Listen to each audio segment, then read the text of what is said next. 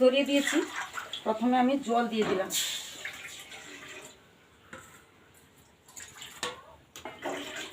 হলুদ গুঁড়ো, পরিমাণ মতো লবণও দিয়ে দিলাম। হয়ে গেছে, আমি ওই সবজিগুলো যে কেটে রেখেছিলাম এগুলো দিয়ে দেবো, শুধু টমেটো বাদে আমি সব সবজিগুলো দিয়ে দেব।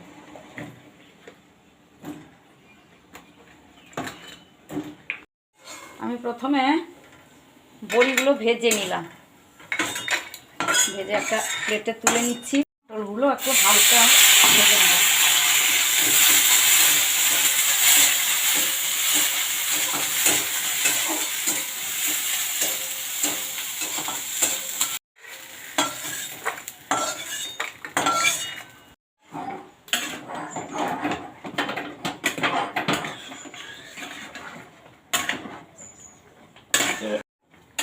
হাফ সেদ্ধ হয়ে গেছে, আমি একে ছুঁকে দেব।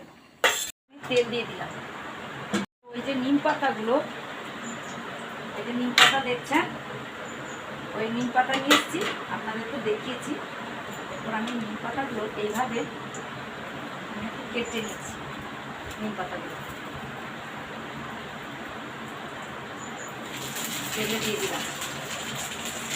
এইভাবে আপনারা বাড়িতে করে খাবেন, ভালো লাগবে। তারপরে এখন হচ্ছে মাঘ মাস শেষ হয়ে গেল, এরপর ফাল্গুনের দ্রব্য মিঠা বাড়তি খেতে কথায় আছে, আমরা সবাই জানি।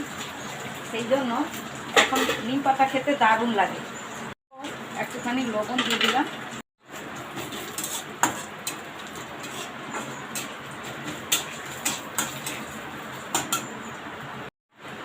কড়াতে বেশ সুন্দর সেদ্ধ হয়ে যাচ্ছে, আপনারা দেখতে পাচ্ছেন সেদ্ধ হচ্ছে। এরপর আমি নিম পাতাটা ভেজে নিয়েছি। এরপর শুকনো লঙ্কা দিয়ে দিলাম। গ্যাস কমিয়ে করতে হবে। ফোড়ন দিয়ে দিলাম। এরপর আমি এটাকে দিয়ে দিলাম, ঢাকনা দিয়ে দিলাম। যে আমি ঝট করে ঢাকনাটা দিয়ে দিলাম কেন, এই কারণে দিলাম ঢাকনাটা, ওই যে নিম পাতার যে একটা সুন্দর সেন্ট, তো সেটা বেরিয়ে আর যাবে না। আমি খুলে নিলাম।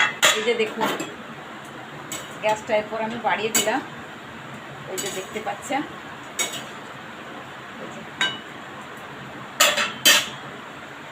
এরপর আমি অল্প একটু সরিষা বাটা দিয়ে দেব।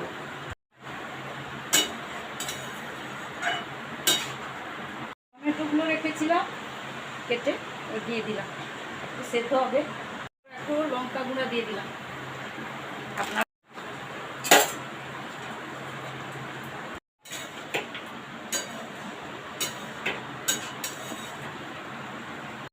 ওই মটরগুলো যে ভেজে রেখেছিলাম দিয়ে দিলাম। একটা কোনো সবজি তরকারিতে টক বাদে, মাছ বাদে এই মটরশুঁটিতে দিলে খেতে খুব দারুণ লাগে, ভালো লাগে খুব। যে বড়িগুলো ভেজে রেখেছিলাম ছড়িয়ে দিলাম। এরপর দেখতে পাচ্ছেন কত সুন্দর রেসিপি আপনাদের বানিয়ে দেখালাম। এইভাবে আপনারা বাড়িতে বানিয়ে করবেন, দিলে ভালো লাগবে, বানালে খেতে ভালো লাগে। আর এই সময়টা নিম পাতা একটু ভালো লাগে, ফাল্গুন মাসে নিম পাতাটা খুব ভালো লাগে। সরিষার তেল একটু ছড়িয়ে দিলাম। বন্ধুরা, এই নিম পাতার আলু, বেগুন, কাঁচকলা, লাচি কচু, বড়ি, মটরশুঁটি, টমেটো দিয়ে যে ঘন্ট, ও রেডি হয়ে গেছে। আমার হয়ে গেছে, আমি নামিয়ে নেব খাবারের জন্য। আমি ঢেলে নেব।